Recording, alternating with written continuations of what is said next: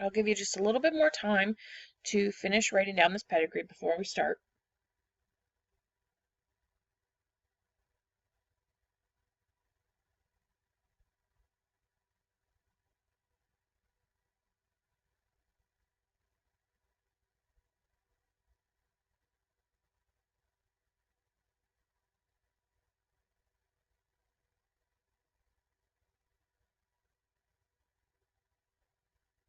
Okay, let's start.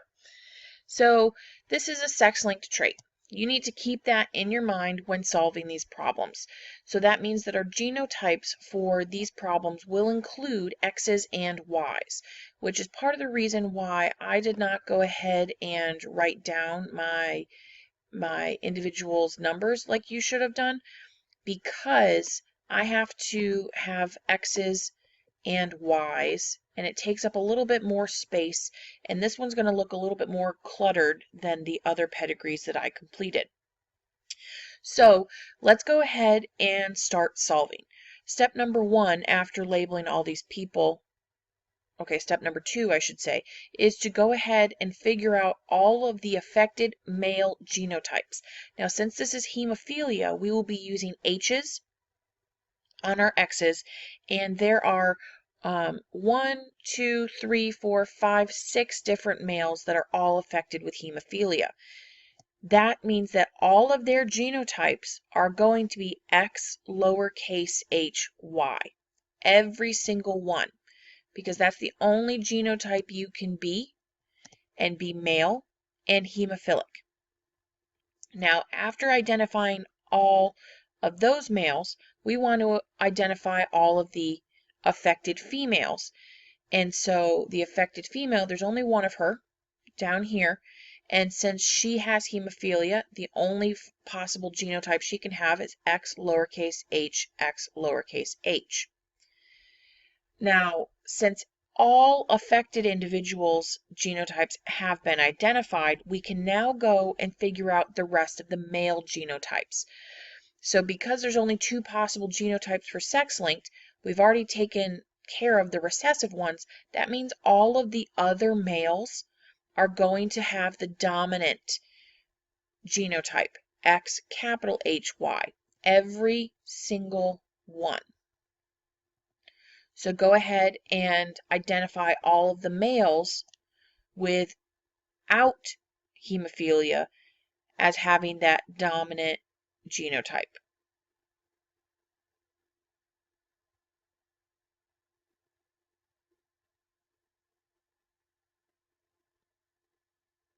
Now, with the rest of the females, we know they don't have hemophilia, so all of them have to have the dominant allele, and we're trying to figure out their second allele. We want to keep in the back of our mind the 4+ rule. We also want to keep in the back of our mind her father and also her sons, because she is the individual passing on her X chromosome to her sons. And we also want to keep in the back of our mind her father, because her father gave her one of her X chromosomes. So when we look at generation 1, person 2, the great grandmother up here, she is phenotypically normal. She has 1, 2, 3, 4, 5 children. None of them, and 3 of the 5 are male, and none of the 5 children have hemophilia. So that means that she has to be genotypically normal, meaning she is homozygous dominant for her genotype because of this 4+ rule. Now, when we move on to her daughter in generation 2, she's genotypically or phenotypically, she is normal.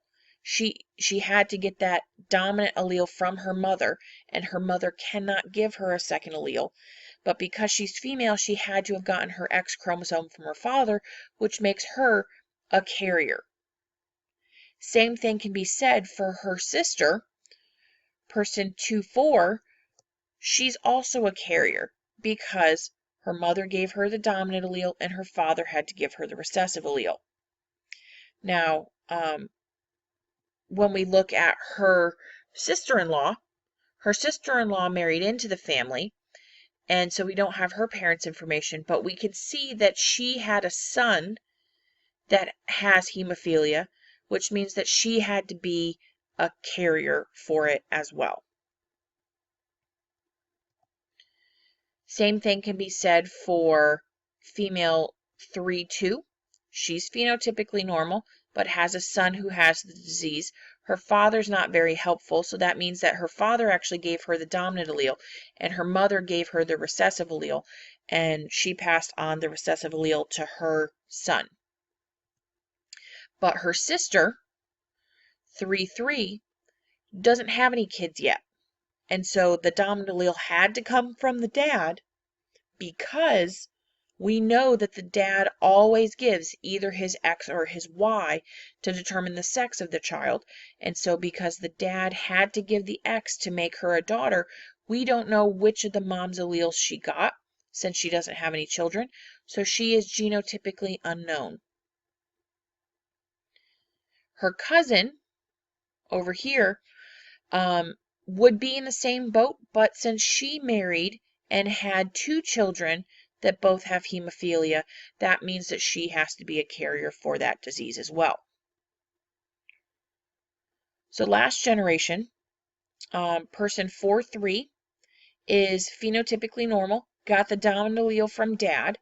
We don't know which of the alleles she got from her mother, so she is genotypically unknown, just like her sister.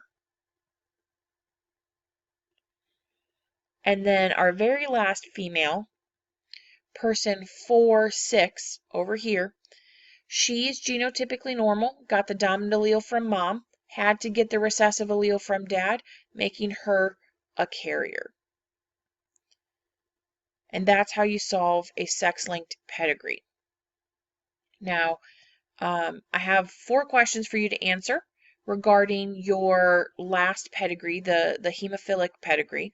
I want you to identify how many hemophilic men there were, how many marriages, how many unknown female genotypes, and I want you to explain why males are more likely to express sex-linked traits than females.